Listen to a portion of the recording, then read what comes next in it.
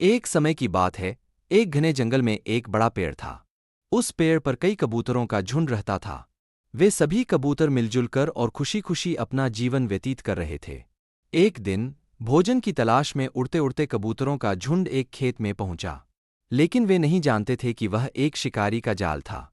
जैसे ही कबूतर अनाज खाने लगे, शिकारी ने जाल खींच लिया और सारे कबूतर फंस गए। कबूतरों में हाहाकार मच गया और वे भयभीत हो गए। उन्हें समझ में नहीं आ रहा था कि अब क्या करें। झुंड का नेता एक बुद्धिमान कबूतर था। उसने सभी कबूतरों से कहा, डरो मत। हमें एकता और धैर्य से काम लेना होगा।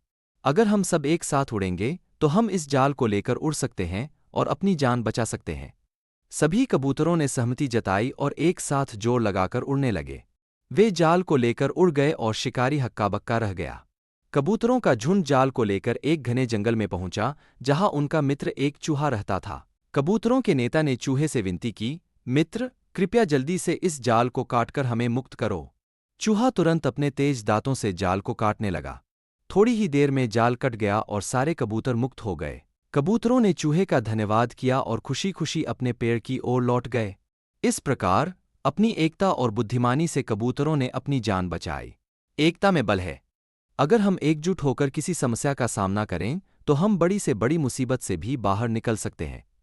यह कहानी हमें सिखाती है कि संकट के समय में धैर्य, एकता और बुद्धिमानी से काम लेने से हम किसी भी मुश्किल परिस्थिति से उबर सकते हैं।